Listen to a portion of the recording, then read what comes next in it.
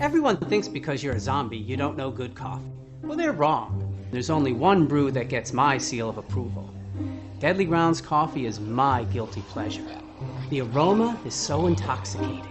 It brings all of my neighbors out of the woodwork. Deadly Grounds coffee. Coffee to die for and zombie approved. It's good to get a little deadly. Use the front door! Oh, they're so disgusting.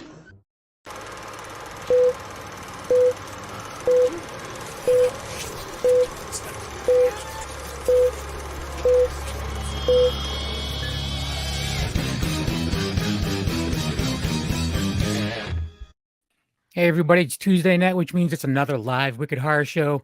I'm Kevin, and as always, I'm joined by Tony Has Nine Fingers. What is going on, people? We have the 13th Wolfman. Oh, everybody. And Angel from That Strange Show. What's going on, Angel? What's up, guys? Not much. So we have a very special guest. I had the privilege of speaking with him a little bit up at the Sci-Fi Horror Fest up in, was it Vernon, New York, a couple weeks back, about a month ago. We have Richard, is it Masur? Masur, yes. Very good. Masur. I've heard a couple different pronunciations, Mauser, Mazer, Masur. Just Masur.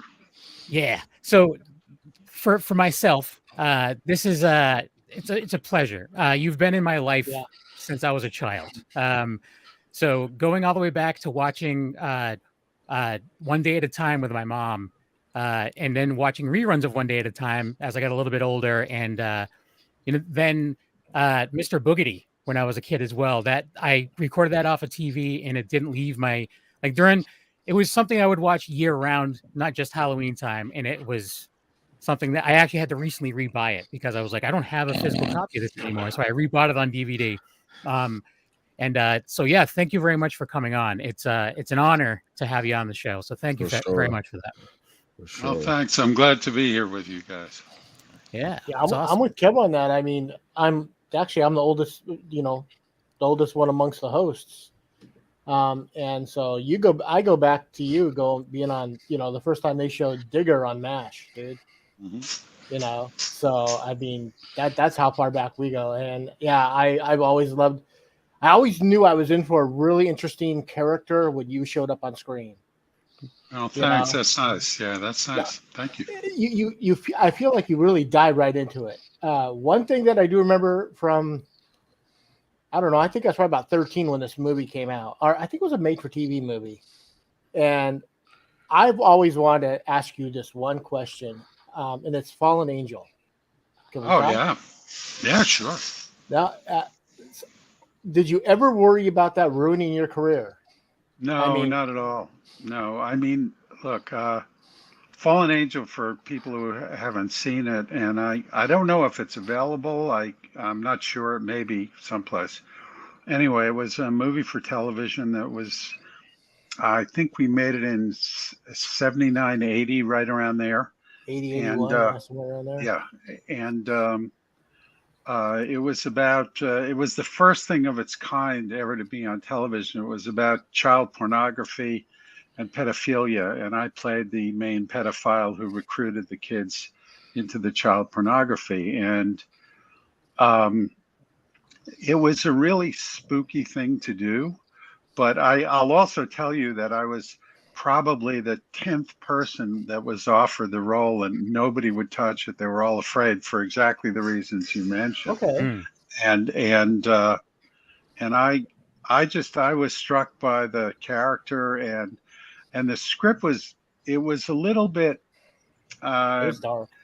Yeah, it was very dark, but it was a little bit arch in some places. And as we were doing it, we kind of smoothed it out, because my take on this was that I wanted the guy to be the best person this little girl had ever met in her whole life.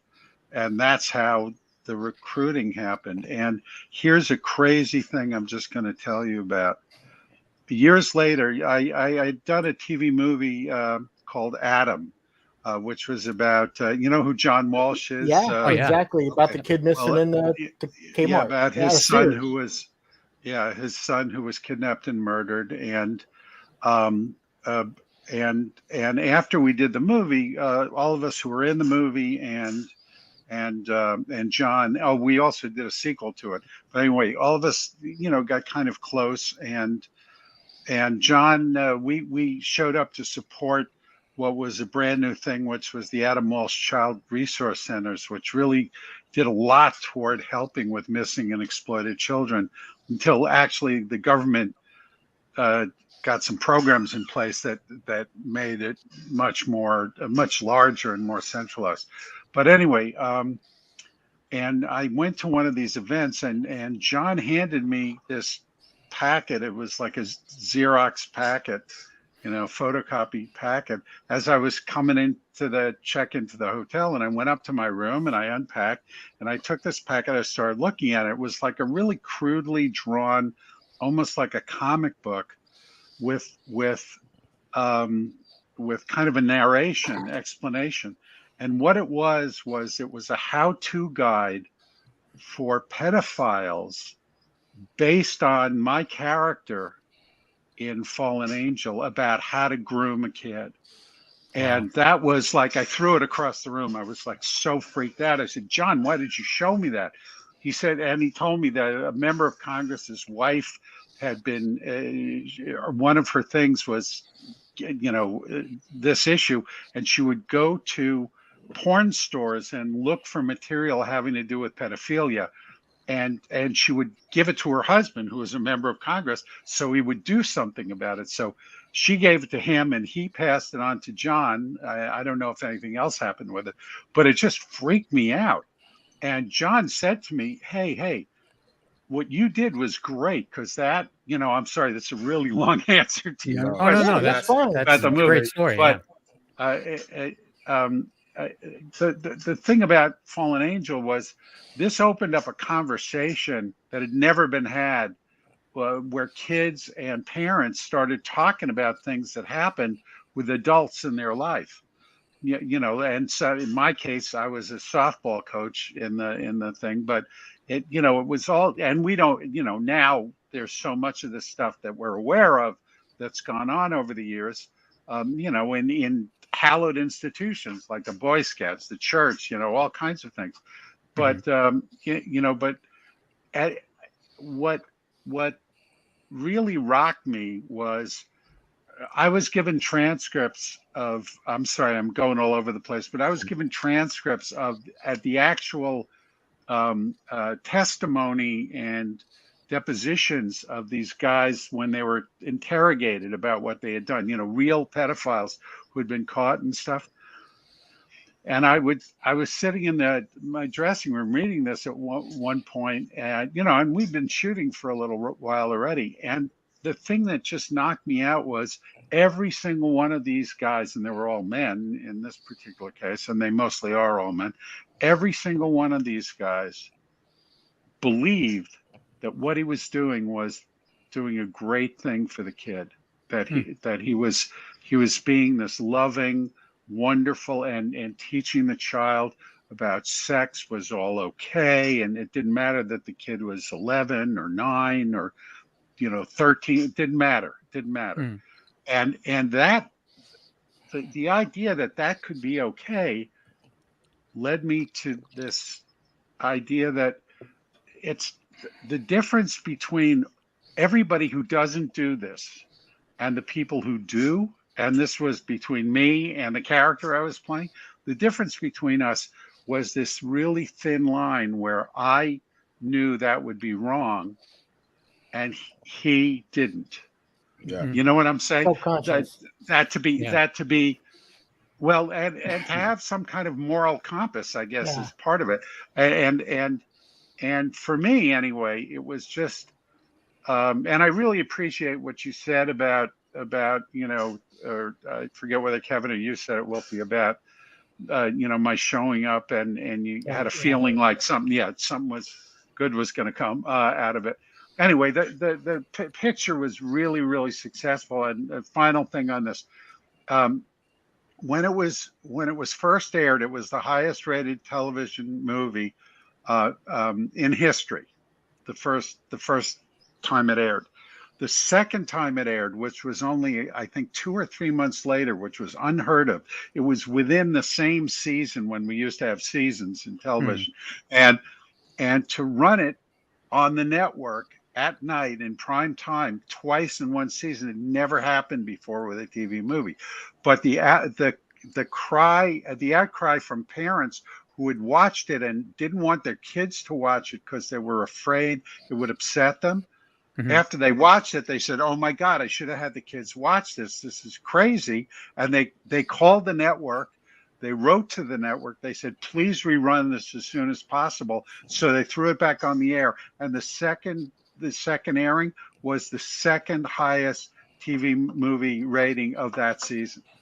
And then it seemed like not long after that, it was on cable for like about 2 years straight. It seemed like. Well, I don't think it was cable, but it was in syndication. Then it came on cable. Yeah. But P.S. part of what happened was, people taped it off the air and then actually did use it as training. And that's, still makes my head twist around when I think of it. Dana Hill, who looked 12 years old, did an incredible. She was 16. Yeah, I was 16. She was born in like 1964 or something like that, and But she had Wolfie's an encyclopedia. He knows a little bit too much about everything. She had like a disease or something that made kind of like what happened with Webster and stuff like that. Yeah. And she was little, and also right? she was a type 1 diabetic and ended up dying early because of that. Yeah. Oh wow! Yeah. Oh wow! Yeah. Well, that's Sergio's in the chat room. Just want to say real quick, Sergio wants to say hi to Richard. What's up, Sergio? Sorry, go ahead, Tony. No, I was going to say, especially nowadays, it's a little bit different because, It's movies and shows are, I guess, more accepted. Probably, I was born in '85, so I don't know too much about the, how people took. I know we talk about horror movies all the time, and I know in the '80s and stuff, it was more like macabre to watch horror movies. So I'm guessing stuff with that kind of content was almost the exact same, so that was probably like I mean, there probably wasn't really anything else like that. There probably was nothing like that before. But there was one other picture, a TV movie that Ted Danson made actually. I'm blanking on the name of it. It was very good, and it was about incest.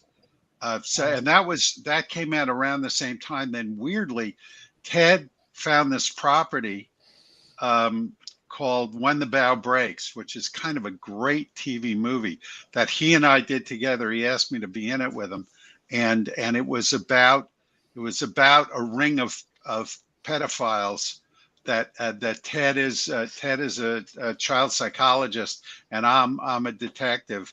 And we go out together and solve these crimes. And it was the first in a series in a series of books written by a guy named Jonathan Kellerman, who was just a great mystery writer and wrote a whole bunch of books. But that was his first book. So the two biggest, child creeps in the world make a movie about catching child creeps. Teamed up, and that's the one thing about your career too is you everything.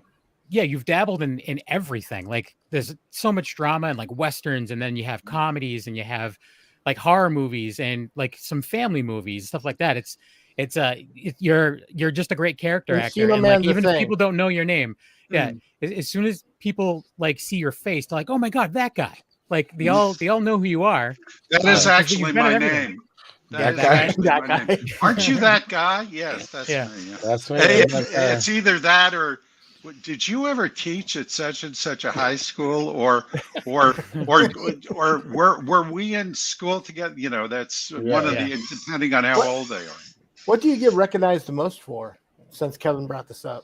Oh, it really varies, and I can tell you about how old the people are by what they recognize me from. There's a whole layer of, there's the One Day at a Time people, like, I mean, the ones who watched it the first time, and Kevin, you're awfully young to have watched me in that show. I started on that show in '74. I don't think you were watching. Oh yeah, it must have been reruns. repeats. Yeah, it must have been I'm sure it was when it Yeah. was in syndication before it went on to like TV Land or whatever. But anyway, but there's a whole layer of people like that. There's a layer of people who are the My Girl people. My wife. There are the License to Drive people. There are the risky business people. There are, I mean, just a whole bunch of these films. And then when somebody, and of course, all the boogity people who could be from several different generations, because they, you know, their folks showed it to them on old beat up off the air recordings when they were little kids. And then, but now, of course, you know, it's available on Disney Plus, and it was for a while before that available, I think, on Amazon, which was a real break for me, because when people would say, why can't I find that anywhere? I would say, write to Disney and tell them you wanted to put it out on DVD, and eventually they did. And then, but it was part of the Disney Collectors Club, so it wasn't anything you could just buy in the store. I think you had to be a member of their Collectors Club, because I bought it off of eBay new, and it wasn't cheap, but it also wasn't stupid expensive. But it had both Mr. Boogedy and Bride of Boogedy on it. So, but if you have Disney Plus, you can just watch it whenever you want. I'm a fan of physical media, though. Like, if I can get it on physical media, I want it. You know, like, even though I know the money's going to no one, because Disney's got all the money in the world, so they're not going to make anything off of me buying it. But we would get a little tiny piece of that, just so you know. I mean, it's minuscule, but we would get a little. Yeah, but and off the streaming too. Yeah, I am sure. So, like, even like I rewatched it because I hadn't seen it in years. I actually rewatched it today, and I messaged the guys. I'm like, if you guys haven't seen this, you need to, because it holds up. It still holds up as like a good Mr. Buggins? Yeah. Oh yeah. It holds up as a great kids like horror, like a good introduction to like horror movies for kids. Yeah. You know, and I didn't remember David Faustino was in it. You know, there's and Cressy, Yeah, the David Faustino used me as a human shield at a con once. It was back when I was almost 400 pounds, and I was walking through the sales floor and like the con floor, and I felt someone like grabbing my shirt from the back. I looked, and it was David Faustino, who was just like tucked in behind me as I was walking through he just used me as a human shield. It was great, and I'm like, whatever, dude, I'm a fan, so that's cool, you know. It's just it brought back. Yeah, so this many is this is pre-married with children, David Faustino, also. Yeah. And then the other kid from the first one went on to be in Alf, and that's why he wasn't in the second one. And there was, you know, it's crazy. Well, and Christy, of course, took off like a rocket, and I think she hadn't made Buffy yet, but she was working a lot, and she wasn't available. I think she wasn't available, but maybe she just didn't want to do the second one. And I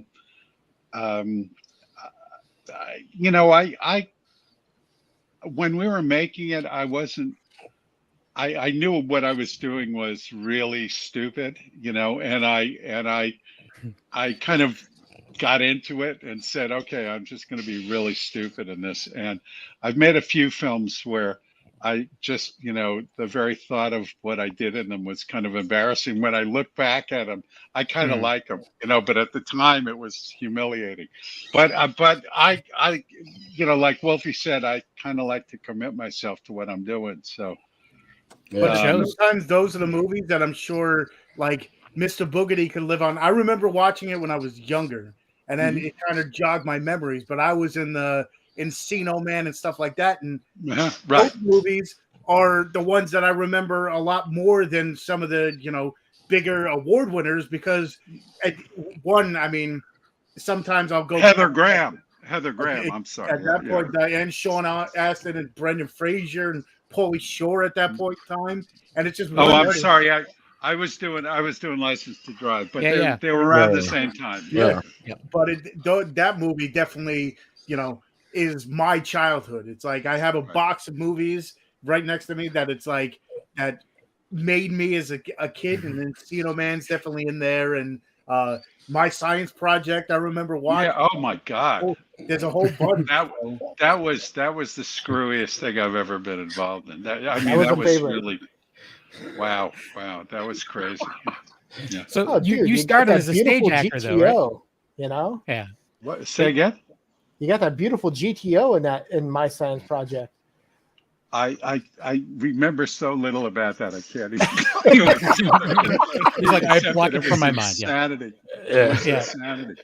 But you started out as a stage actor, though, right? So like, I think a lot of us mostly did. I mean, I was doing a Broadway show called The Changing Room, and Norman Lear came to it, saw me in it, and offered me a pilot, which I happily accepted, but never got made. He was going to spin 2 characters off of All in the Family. There were next door neighbors, Betty Garrett and Vince Gardenia, and they were like a role reverse couple. Like she did plumbing and carpentry, and he was a chef, and stuff like that. And he wanted me to be their kind of sideways son, and but it didn't get made because Vince decided he didn't want to do it. But then he flew me out to LA to do the first thing I did on television, which was an episode of All in the Family, which is still one of my favorite things I've ever done. It was just such a amazing experience. And it's a really great show. It's a really great episode. And for a long time, they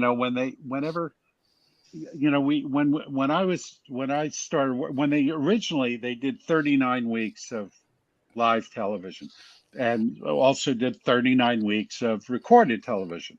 Then that slowly cut down over time to 26 weeks. When I came in, it was 26 weeks. And now it's like 22. Well, for the network, the old-fashioned network broadcast shows, it's around 22. Some of the others are now, 6 or 8 or 10 or whatever. But anyway, with the 26 weeks, they had a lot of reruns that they would run. And also if something preempted them or they weren't ready with an episode that was supposed to air, they would pick a show and rerun it. And for a long time, the episode I was in, called Gloria's Boyfriend, was the most rerun episode of All in the Family, because Norman loved the show so much. I did too. It was wonderful. It's also, All in the Family is like the one show that has spun off more sequels than just about anything else, because you've got the Jeffersons, you got Maude, your show would have been spun off. There's like a handful that I'm just missing right now, but yeah, it's all awesome. Like all the shows that. Well, you're forgetting one franchise, and you know what it is. Happy Days. No. Think about it. Come on, Wolfie, you can do it. If anyone can do it, it's an hour show. Law and Order. Law and Order. Law and Order. The most. That's true. Iterations. Yeah, true. And you've been on some episodes of Law and Order as well, right? Yep. Yeah, I did one. I think I did one Law and Order, one what's it called? SVU. Yeah, I think. Yeah. It's really hard for me to remember. Everything is hard for me to remember. There's a lot. Looking at your stuff, there's a lot, so I can understand. Yeah. I was just looking through my scripts that I've kept for all these years, and I was cleaning out the attic, and I started hauling them down, and I was looking at them, and I said to my wife, "Oh my God, there's so many here." And some of them I didn't even remember doing. It's like I was just working so much. I was very lucky, and I really did get a chance to work in a whole bunch of stuff. One of my science fiction films that once in a while somebody will bring me something from this, either a DVD or a poster. It was called Time Rider: The Adventures of Lyle Swan. You know that, right? I know that movie. That is one of the coolest movies, especially when the bad guy's trying to figure out that he's back in the West and he's like, "Oh, I saw him kick this thing," and he's just trying to. He's on a motorcycle. That was Peter Coyote. That was Peter Coyote. It was Peter his Coyote. first film. Yeah. His first film. You know, and Peter is the voice of every great documentary series you ever see. Man. Yeah. It was, and Belinda, who played the lead, she was this wonderful kind of, I think she was German, I don't remember, but she was really good. And of course it was Fred Ward's first lead. Yeah, Fred was Lyle Swan, and Tracy Walter and I were these idiot. Our characters were very much based on I mean, they weren't based, but they kind of were echoes of Strother Martin and L.Q. Jones in the Wild Bunch. Yep. These like complete idiotic morons who were part of this gang. And I just watched the Wild Bunch about 2 weeks ago. Oh yeah. Well, I've never seen it. I gotta track it down. Science fiction western. Yeah. Comedy science fiction western. And it was there isn't yet. It was produced by Michael Nesmith, one of the monkeys. Whose mother invented Whiteout. Whiteout. Yep.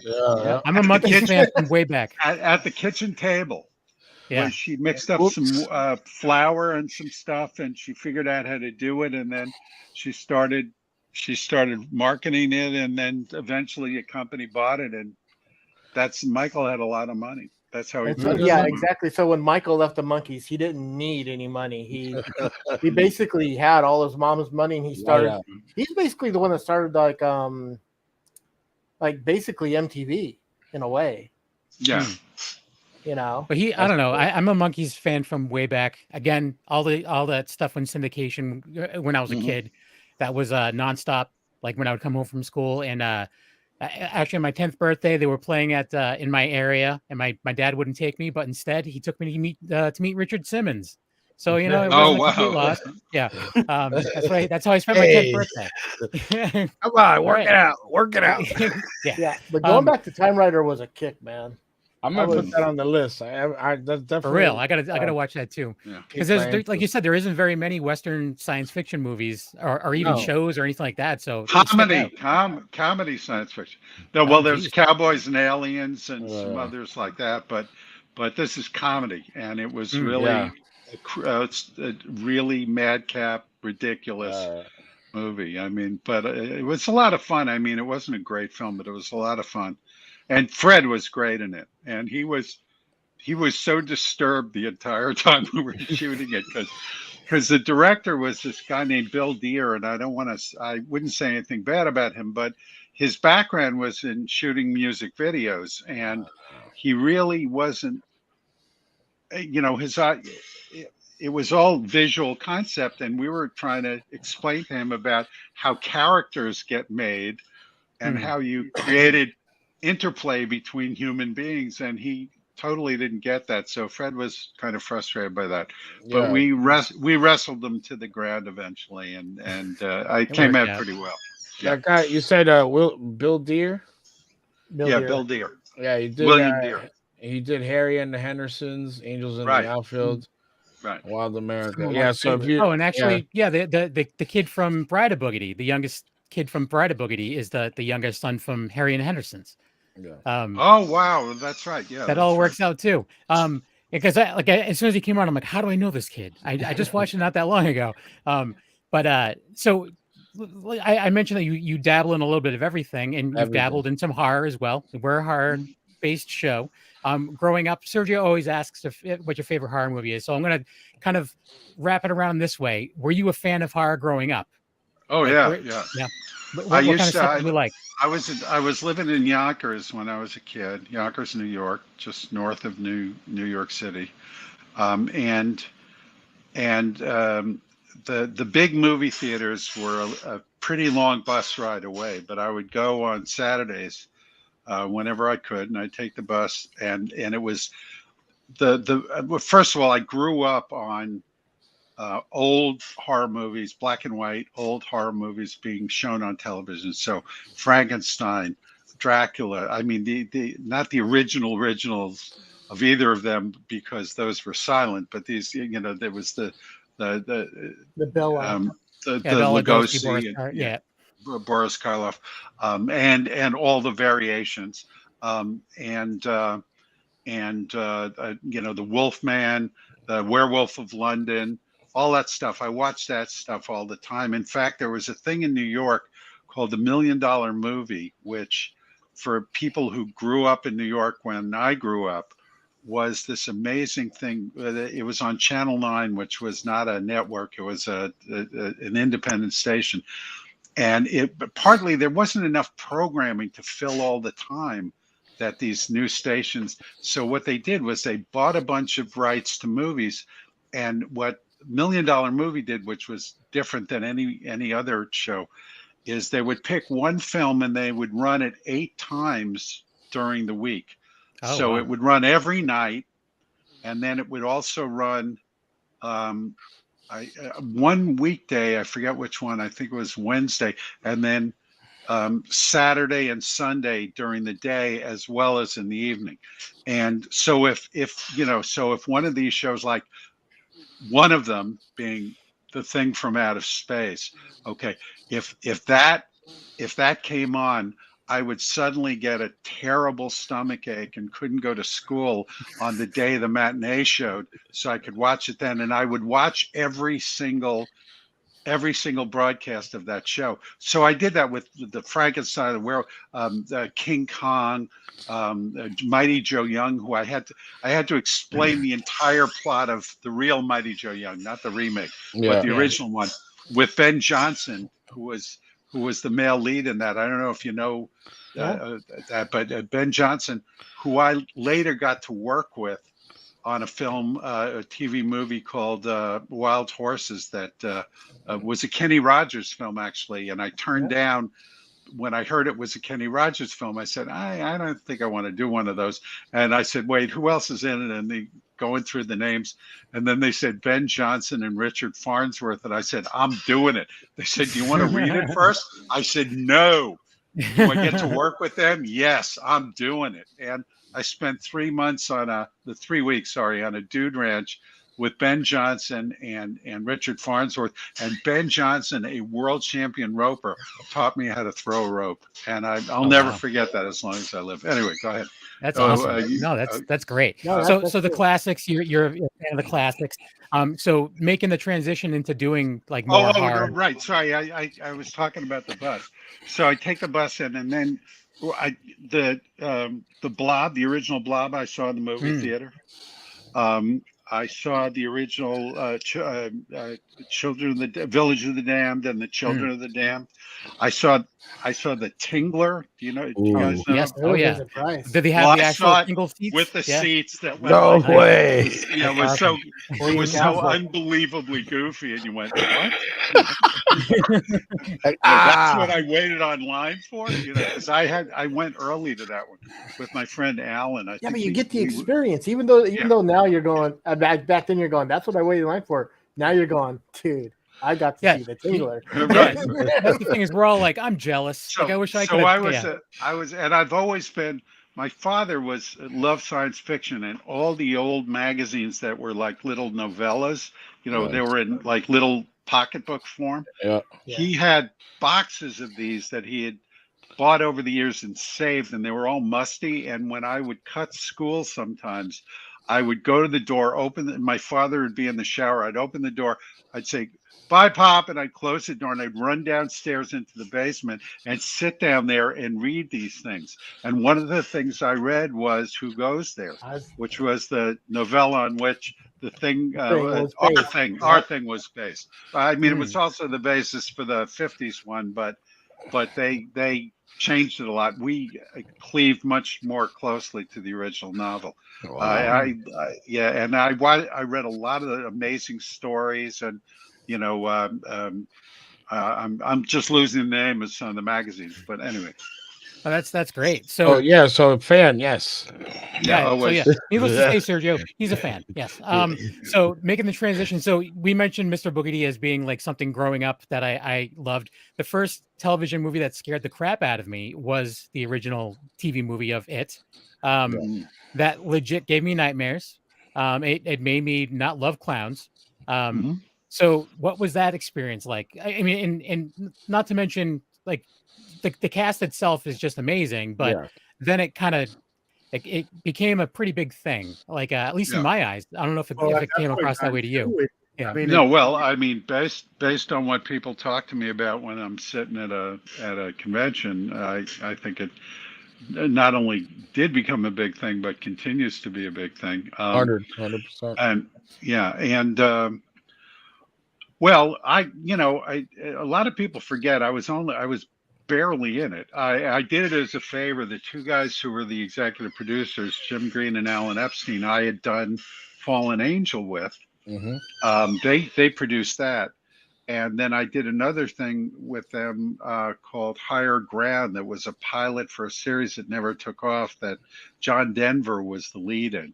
And someone actually brought me something from Higher Ground at one of the shows, which I couldn't even believe it existed. But anyway, so I got a call from Jim, I think it was, and he said, "Listen, we're doing this, this TV movie, The Thing, blah blah blah. There's this." He said, "Would you be interested in doing it?" And I said, "Yeah, well, send it to me." So they sent me the script of the part 2 because that was the grown-ups, and I read through it. I go, "Oh wow, well, I like this guy." No, they're all cast.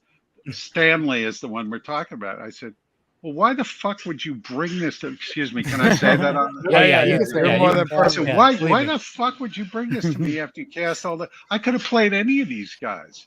Yeah. How the hell did that happen?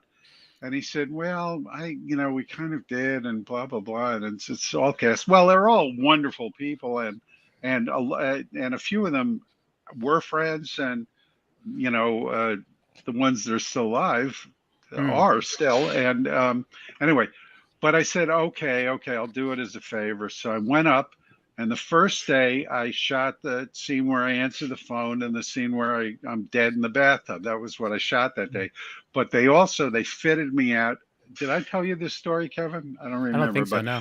They fitted me out. They had the rack off an actual little refrigerator, and they had cut out a notch to fit around my neck, and they trimmed it to fit my neck. So it was like here, and then they were going to rig it. I said, "How are we going to make this stable?" They said, "Don't worry about it. We'll get." So they built this piece underneath that kind of supported it. It rested like here, and then they built this prosthetic neck that with all the ragged, bloody stuff on the bottom, and the rack. So when I come up a few weeks later to shoot that section, I have like a 5 a.m. call, and they start putting me into this thing, and I'm in a chair like this for like 2.5 hours while he's getting the whole thing set up and stabilizing it, then making it look like it belongs on my face and everything. So we finished that, I don't know, about 7:30, 8 o'clock when they're getting there. And I said, "Okay, wait, when are we going to shoot this? Because this is really, really uncomfortable." And he said, "I'm not sure." And I said, "Can you ask?" And he said, "Okay."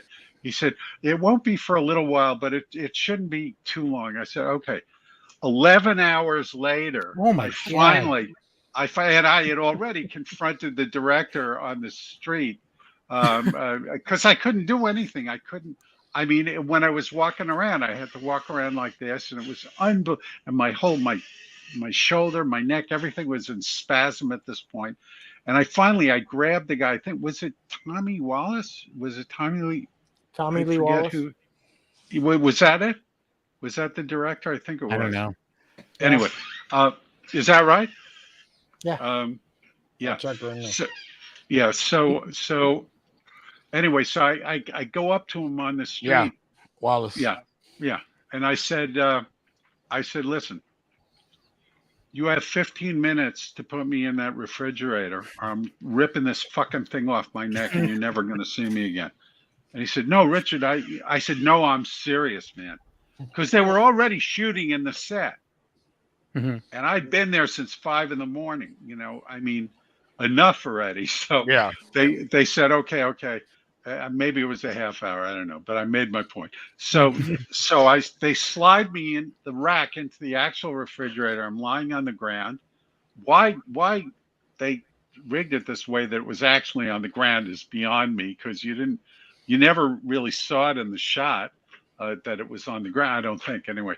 But so they slide me in, and then they start putting all this stuff on the shelf around my face, and then underneath, if you see, I have a picture that I have at the shows.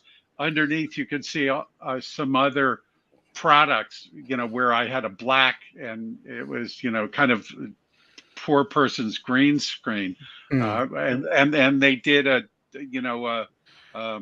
optical, not CGI, but optical print of the other stuff on the shelf underneath. Anyway, so we shoot this. I think I did it 3 times, and then I said, "Do we have it?" And he said, "Yeah, great." And I said, "Get me the fuck out of here." I said, "Take this off my neck." And the makeup artist said, "Okay, let's go back to." I said, "No, we're sitting down right now. Take this off my neck. I've had it with this thing." So that was it. The only other thing that happened, I think it was on. Yeah, it must have been on that day. No, yeah, it was on that day, because at the end I had to go get cleaned up and then get all dressed to do this photo shoot with all of us on the staircase. On the stairs, yeah. And it was the only time when I was there with any of the other actors, who and also especially with Tim. It was the only time. I never worked with any of them. Because my young guy was with them all the time, but I killed myself before the action happened, so I'm only there to say we all float down here, So, but it is the line from the movie. Exactly. At that point in time, it is. After all that, for me especially, it's one of those scenes that I'll always remember. I mean, I always liked the kids half a little bit more, just because I watched it when I was younger. But one of the scenes that I remember the most is definitely that one. Yeah. And it was so weird. I had no idea how they were gonna do it, but they actually, they have they open the door, and then there's my head in there. And hearing your story, I guess, it's funny because the way the line's delivered, and it's such a forceful you know what I mean? There's no break behind that. Yeah, all right. Get this thing off me. I was done by then. Yeah. And that's a great story to even hear for independent, small filmmakers and actors and stuff too, because it's all right, this is an iconic, legendary movie that people love to this day, and this kind of shit happened too, so you can simmer down. And then going from that to even looking at The Thing. And just your character is so different than any other character you ever play in anything else. Clark. Yeah, it's I told my friend who's a huge fan of The Thing that you were coming on. He's like, tell him I'm sorry about his dog. That's all he said. So what was that whole experience like? It just seems like it was a good time. It also seems like it was probably miserable at times as well. But how was it?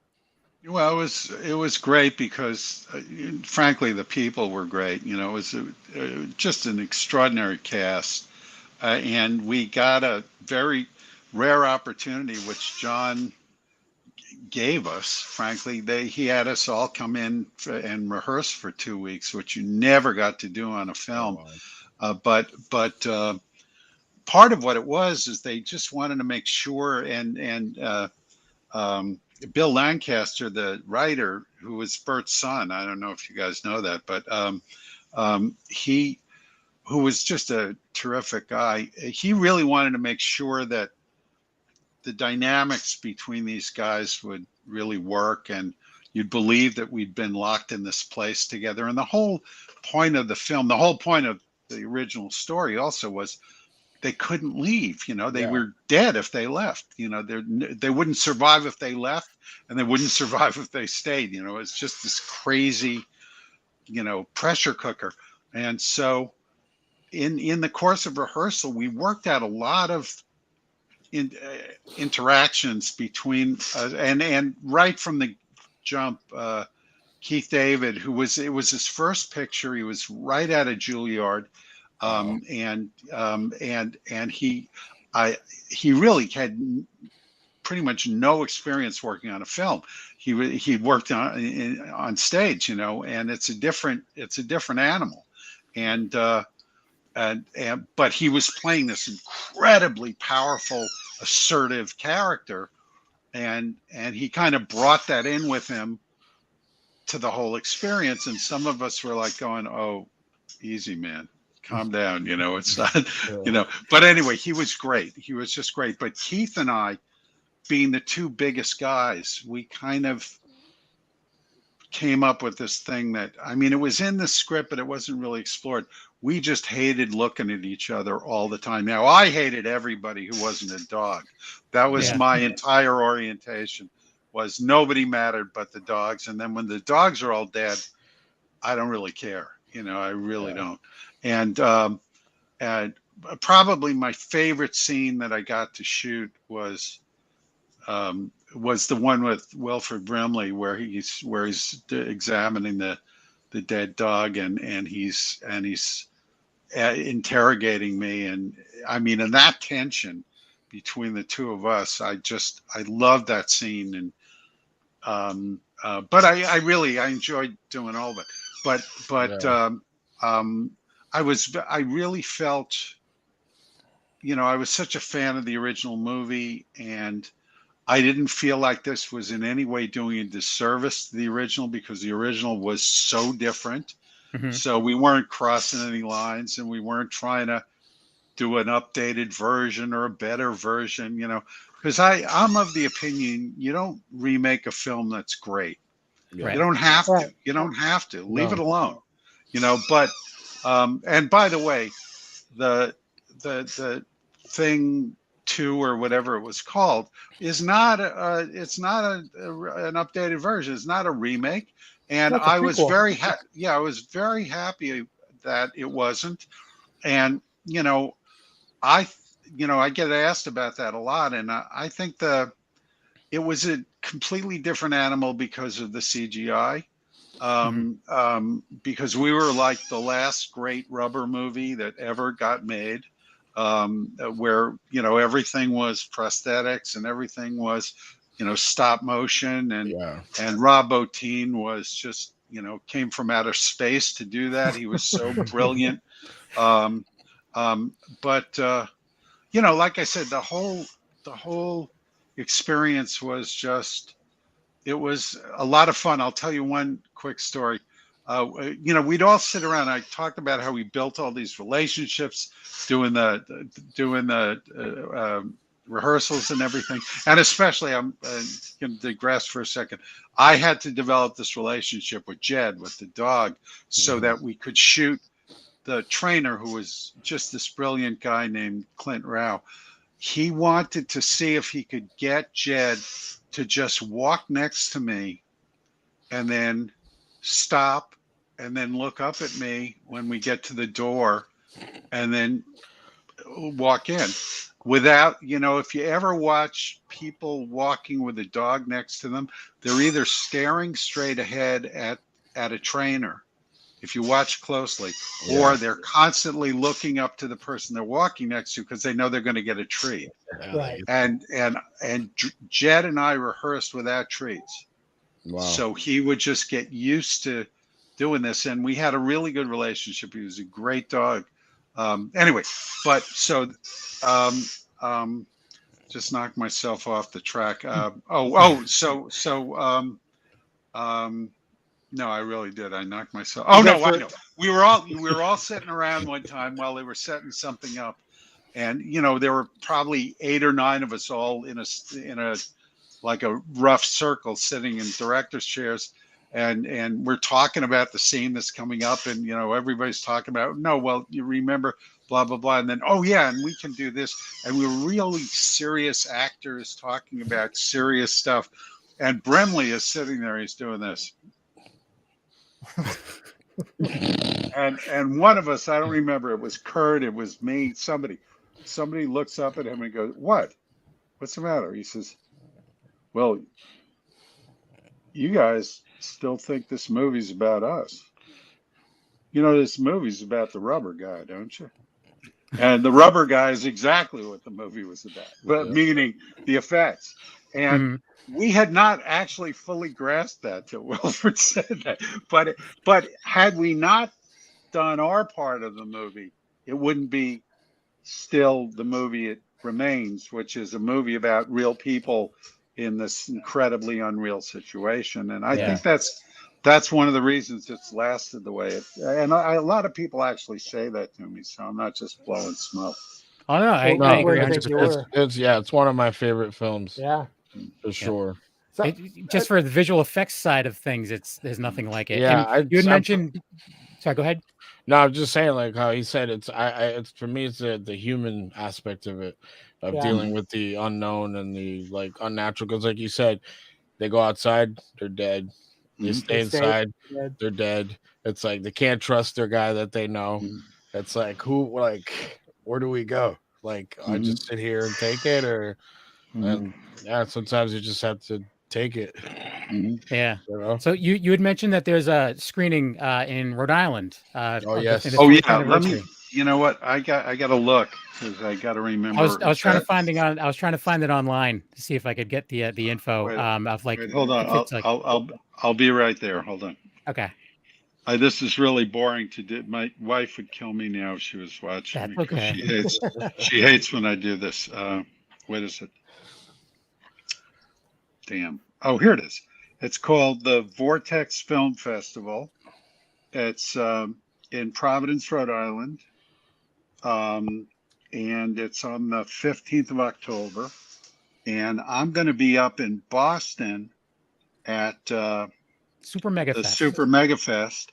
Outside of Boston in Westford on the 30th, the 1st, and the 2nd. And I should have some literature about the screening because Thomas Waits and I will both be up in Boston, and hopefully we're both going to be in Providence also. I haven't seen it projected since the cast and crew screening, so I'm really excited. I've never seen it in a theater, so I'm gonna have to. Yeah. Well, you can get there. You can get there, Kevin. You're in Boston. Yeah, that's what I said. October 15th. Yeah, let's go. Yeah. You and me, Angel. High five. So one more movie I would like to ask you about, and just to find out if the hype leads up to the truth about this, and that's Heaven's Gate. Oh yeah. Yeah. I mean, everything you heard. Well, there's been so much written and talked about this movie, and for people who don't know what we're talking about, it was probably the greatest film disaster. I mean, next to Cleopatra.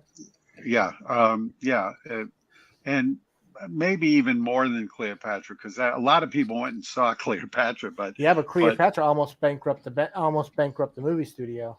Yeah, but we did bankrupt. I mean, we really did.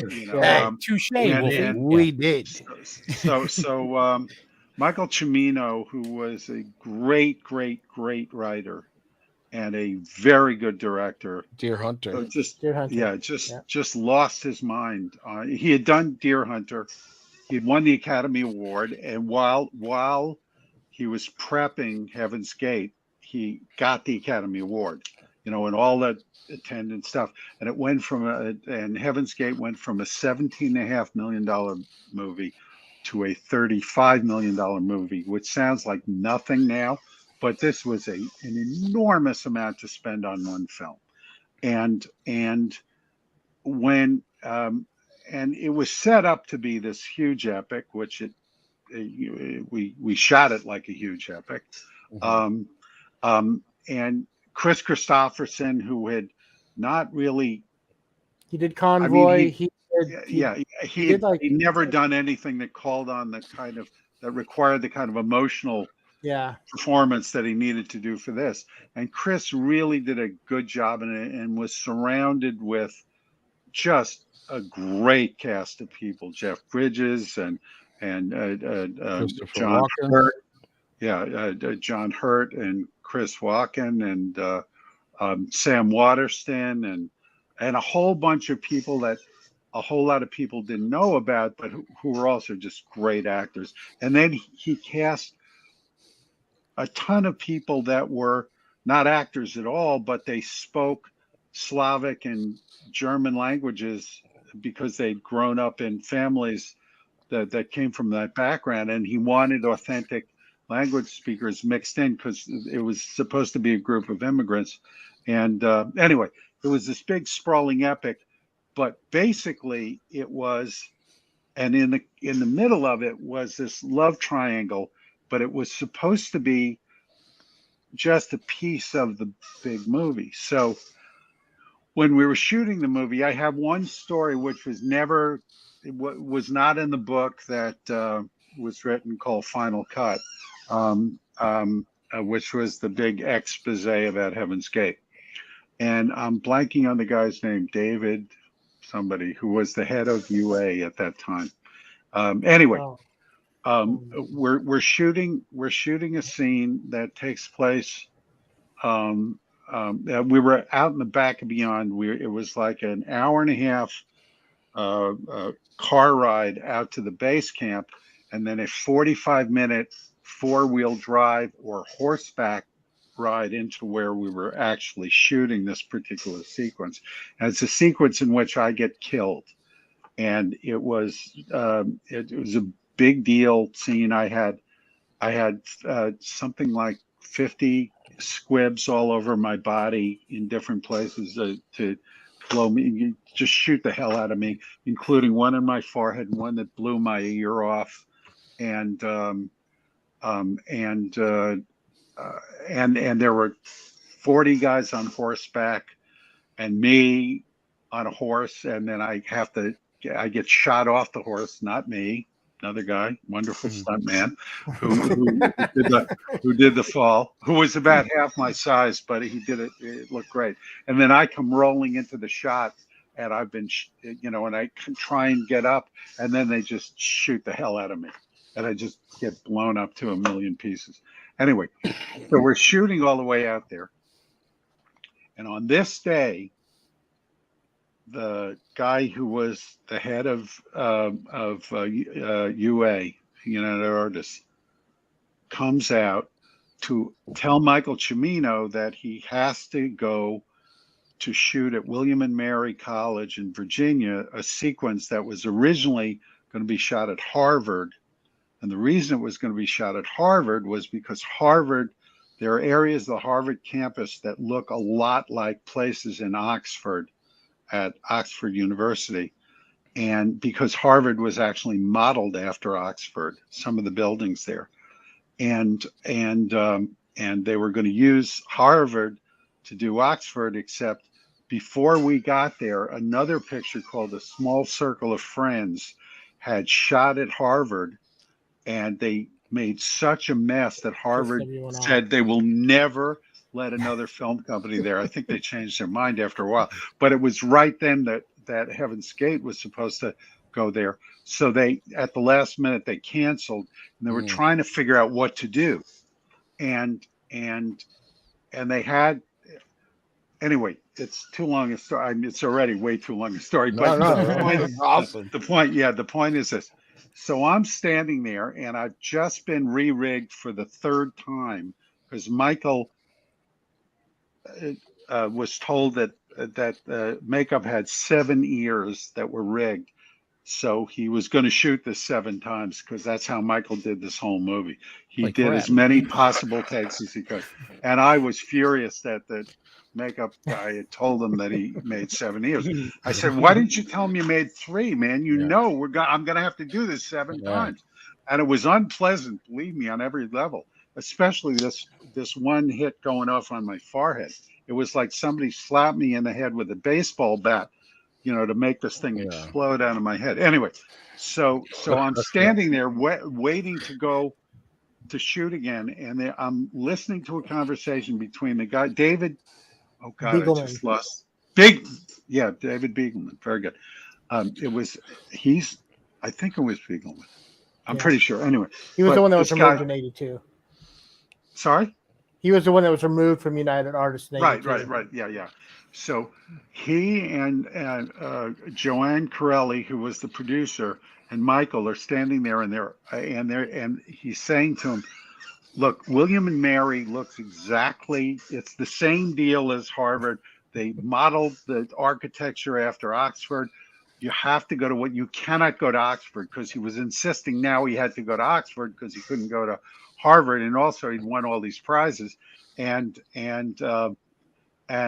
Michael's going, nope, not doing it. I'm going to Oxford. And it involved shutting down for a month the production, keeping everybody on salary, all these people who were not going to work in Oxford, and then including crew and cast and everybody, and then bringing them all back after they finished the shoot in Oxford. It was like lunacy. And Michael's going, nope, nope, nope. And he's saying, you have to do this. We don't have the money for you to do this and to take this hit. And Michael said, fine, you want to do it? Get somebody else to finish the film, but you're not going to use my name. You're going to have to take my name off the film. You won't have a Michael Cimino movie. And I'm standing in earshot of them, and all I'm thinking is, call this bluff. He'll never do it. Call his bluff. And they didn't. They said, oh, no, Michael, that's not what we want. That's not what they want. And they didn't call his bluff. And consequently, he went to Oxford. And if you see the movie, it's the beginning of the movie is all shot in Oxford. And you wouldn't know where the hell they were. And not only that, but it was supposed to take place in the spring at a graduation. And of course, all the leaves were off this huge tree. And they had to staple leaves onto this gigantic tree that took like 5 days to do. You know, it was madness. It's insanity.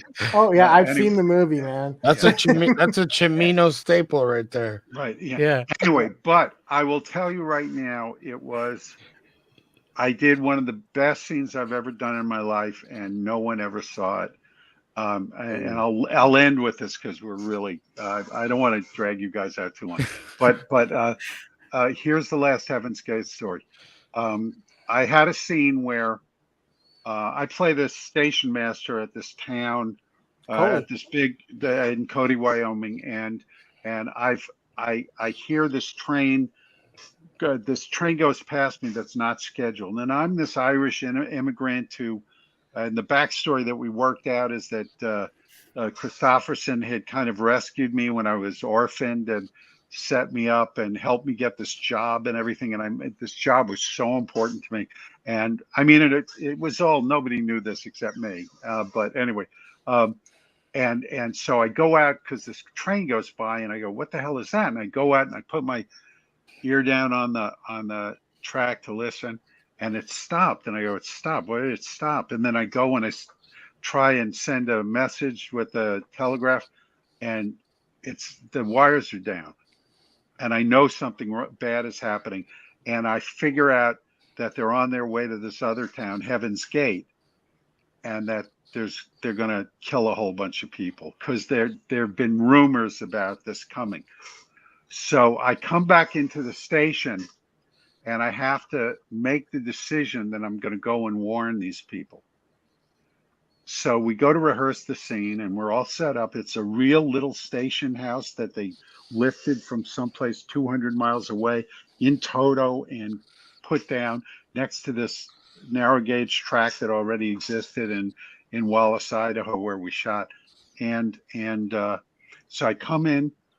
And when we're rehearsing, I come in, I'm wearing my station master's cap and everything else. And I'd already set it up that where I put my hat, he wanted me in this big black hat that I was wearing because this belonged to the station master and I was going to do this and probably going to lose my job and probably going to get killed and, you know, blah, blah, blah. So the whole thing, and I have all this dialogue where I'm kind of talking to myself about I don't want to do this. I don't want to do this. Oh God, you know, and then I end up going, all right, I'm going to go do it. So I did the first rehearsal where I came into the station already having made the decision, and I go through all the motions that I go through, but with speed because I've already decided I don't like it, but I'm going to go ahead and do it. Yeah. And we cut the rehearsal, and Michael says that was really great, but here's the thing. I need to see you make the decision. I said, Okay. So I come back in and I do it. I come in and I just sit there for a second. I go, I don't want to do this. I don't want to do it. But I get it. Then I kind of get up to go and do it. And then I stop again. And I'm really agonizing over this and blah, blah, blah. And anyway, it's 4 minutes long. And the version I did the first time was like 30 seconds. And after I finished the second rehearsal, he said, that's the scene. I said, Michael, you're never going to use this in the film. It's too long. I'm a minor character. You're never going to use it. He said, Richard, trust me. It's imperative that you are the first person that we've gotten to know that we care about that gets killed by these people. And it's incredibly important that they are bought into really caring about you. And I said, okay. All right. So I'm not lying. I did 11 takes and they one after the other. I mean, and I'm, snot running out of my nose, crying. I'm just in this for like an hour and a half constantly. And it was a great scene. It's one of the best things I've ever done. And then I say, Michael, can we do one more the other way? He said, no, this is so great. And around take number 6, he's going, can you give me one more? It was all great. I have it. But and then he kept saying, and then finally on take 10, he said, can you do one more? I said, this is it. No more. I can't do another one after this. So I did it. And then when I finished, and I wasn't really crying, I was almost crying. It was like I was trying to hold it back. And so when we finished and we cut on the last take, I just walked out of the station house, walked out to the train tracks, and I just started crying my eyes out. I couldn't, I had built up all this crap and I just had to get it out. So I go to loop the film, where you do, you replace dialogue that's messed up or whatever. I go into loop, and Michael, the minute I walk into the looping stage, Michael said, listen, I couldn't figure out where to put the scene. I had it here, I had it there, I had it here. I said, Michael, I told you this was going to happen. Why didn't you fucking listen to me?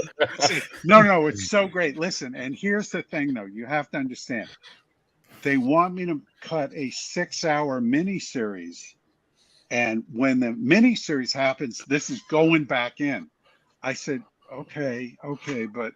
He said, but it's great. Your performance is great, even without it. But no, everybody has to see the scene. So what happens is the picture opens, gets the worst reviews in history, really horrible, biting, horrible reviews. And it wasn't a horrible movie. It was I call it a magnificent failure.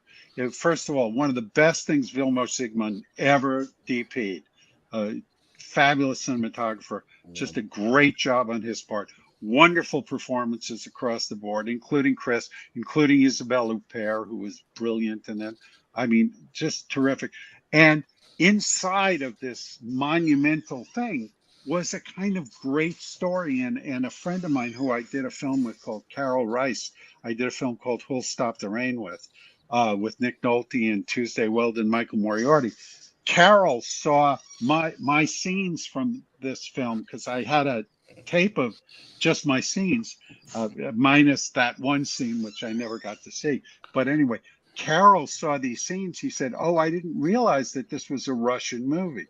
I said, what do you mean? He said, well, the pace and the way it unfolds, it's so Russian. And it really was. And that's part of what went wrong with the critics but really what went wrong with the critics, I swear I'm going to stop after this, was Michael refused to let the critics see a press screening. And at the time, they all watched the film, a few days before the picture opened, so that in the case of the magazines, it had to be like a week or so before, so that their reviews could appear in the week or on the night before or the day that the picture was going to open. Yeah. So the only chance they had, he brought him into a screening.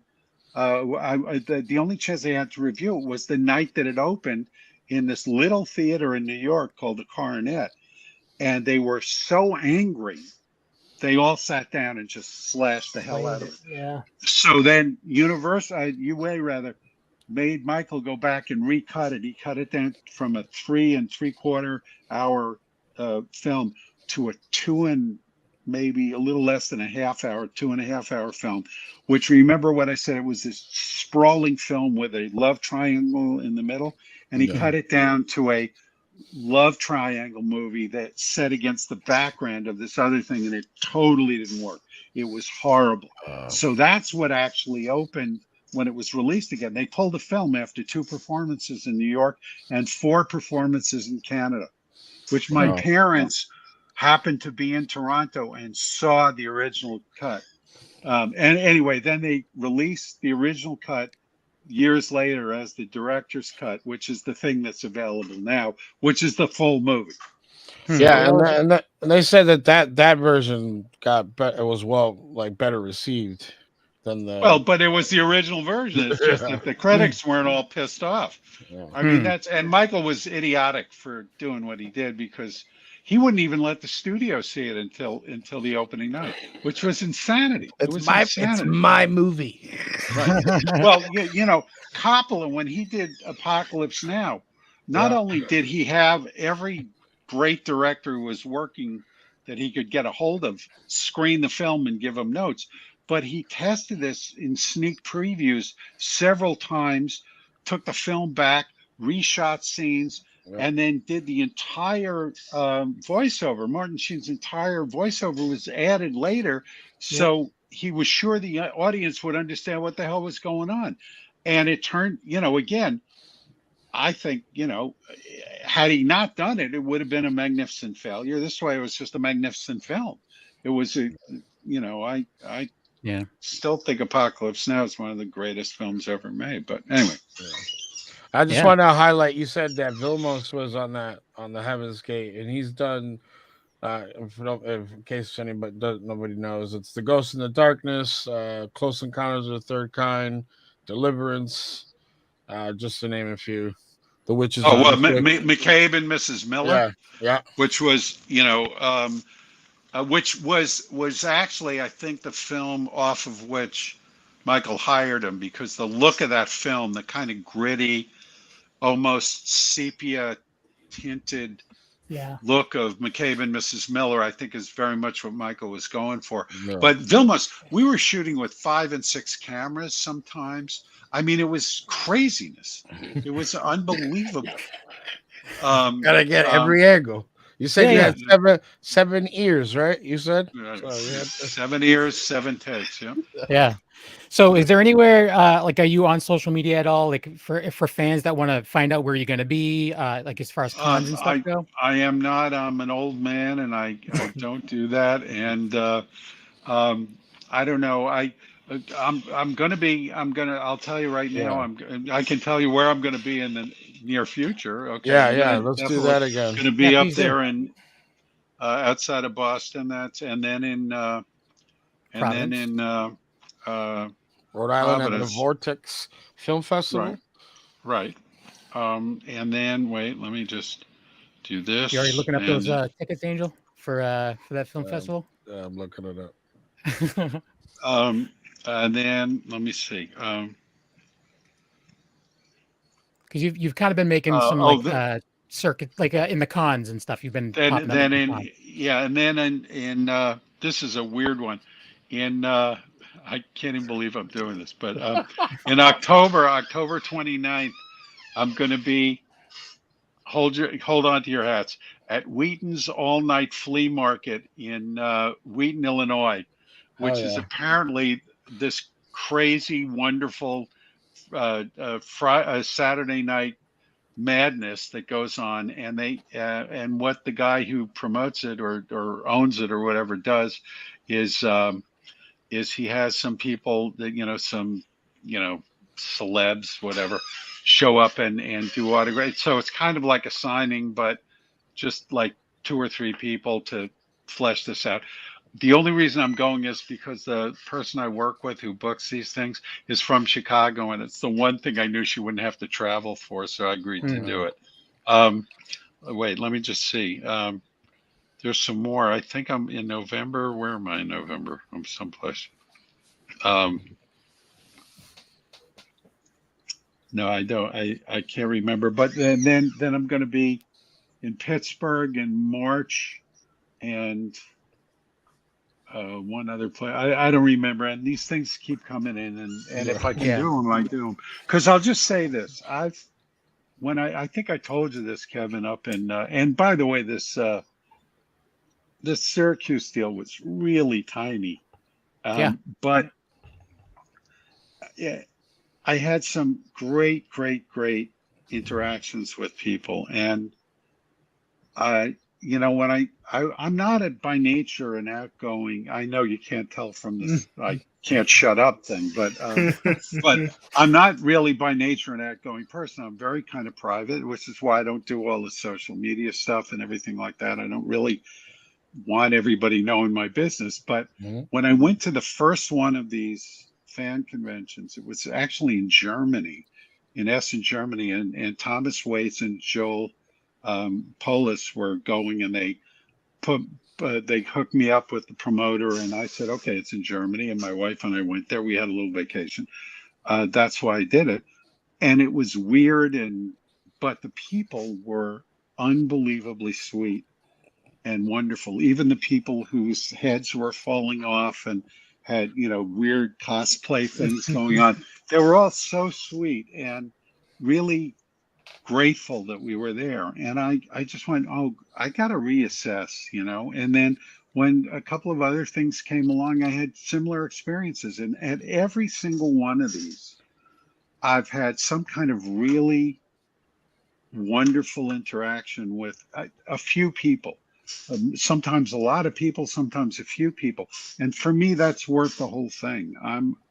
I was never I'm kind of making amends for not making myself available to fans in the past, because I thought it was self-promoting, and I'm not good at that stuff. So, though I have been doing it here with you guys, but it's been a real lesson to me, because especially, I thought, oh God, is this going to be like Trekkies? Well, Trekkies are great people. I know this from friends of mine who've been on, Armin Shimmerman and Rene Aubergenois, and who are old dear. Well, Rene, he should rest in peace, but lifelong friends of mine who would say, "No, this is great. This stuff is great." My friend Tom Atkins, who's been at the George Romero films and a bunch of John's pictures too. Tommy goes to a bunch of these things, and he just gets the biggest kick out of them. So and everyone loves, like they love it. Like the fans love it. Like I've seen Tom at a couple of shows, and I'm like, it's just a pleasure to like see these, even though it seems like maybe a job to you, it's these, you guys have affected our lives. But a lot of these movies affect us. Tom he's a lifelong friend. We've been friends since 1969, and he's the sweetest guy on the planet. And he's a joy to be with. He's always a joy to be with. Me, not so much. Trust me. You've seen the best parts of me, Kevin, here and at the show, because I try and just keep talking to myself as, this is why you're here. Don't be an asshole. Be a nice guy. And like I said, very rarely does somebody come and push my asshole button at one of these things. And occasionally when they do, I go, I'm so sorry, but would you forgive me? I have to make a phone call. Or I will go, there's somebody behind you. Okay, we could talk about this later if you want. I try and figure out some way to get them without saying, would you just walk away now? And, especially there are what I call the looky-loos who come over and they just want to chat with you. They don't want a signature. They don't want to do anything. They just want to stand there as long as they possibly can and ask you the questions about everything they've always, and a lot of times they don't really have any real thought out questions that they want to ask. Right. And part of, let me just tell you one quick story. I was in Detroit, I think it was Detroit, and there was this young man. It was the first day, and it was like a how they do that kind of, if you buy a VIP pass kind of thing. So it was a half hour, whatever. And one of the first people that came, that one of the guys who was working there came over and he said, this guy wants to come over here, but he's so nervous. I said, well, tell him to come over. Sure. So he comes over, and I said, what do you want? And I have all these pictures from all this. You saw it, Kevin. Yeah. I have such a broad array of things, and it's a little tiny scrap of what I've actually been in. And it confuses people sometimes. They don't know which one to go for. And he's kind of, he's looking, he doesn't know. And I say, how about, do you like this one? I said, are you an It fan? He said, he's not speaking. I go, okay, is this one okay? He shakes his head, he nods. And I say, what's your name? And he goes, I said, what? And he says a little louder. I said, okay. And he's like this. And then he also buys a picture, so, and then it's time for that. So I've signed it, and he comes, we have to lure him around to my side of the table, and we go to get the picture taken. I got my arm around him, and he's just vibrating. And we get a couple of pictures, and then he goes back around the other side to pick up his picture. And I lean over the table. I said, come here. And he leans in, and I said, I want you to understand something. All of us are here because you're here.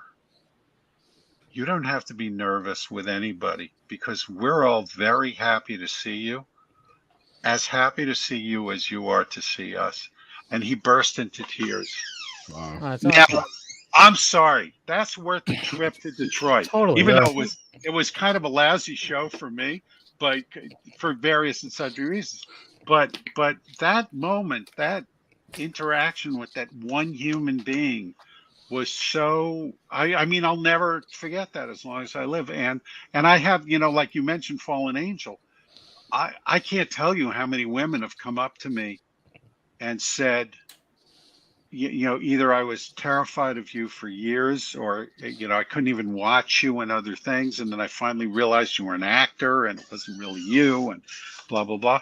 Or it changed my life. You saved me, things like that. And I never think of that. I'm just going to work. I'm just going to do my job, and I'm trying to do the best I can. And thank you again, Wolfie. Like you said, I'm trying to jump in with both feet. And you don't know what you've done as hit somebody in certain aspects of their life and the time, Right. See, that's why when Kevin said, hey, I'm heading off to, because Kevin and I usually do a weekend review show. And so on Sundays, and when he said, no, I'm going to be gone, I'm like, okay. I looked up and I'm like, dude, Richard's going to be there. Richard Masur's going to. Okay, this is one guy that we know we can get, if we can get him on the show, he can connect with just about every generation. My generation, from like MASH and Fallen Angel, and Kevin with his mom, and Tony and Angel with Mr. Boogedy.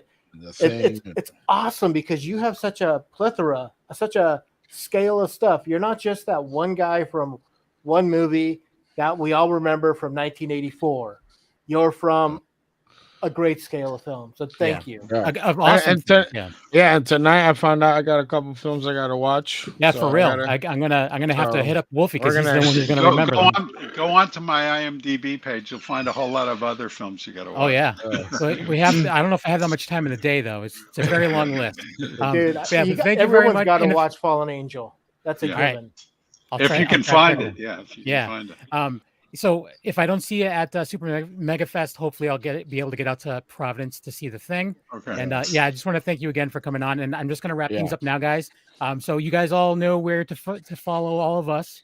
Thanks for watching and listening, and we will see you guys next time. Bye. Awesome.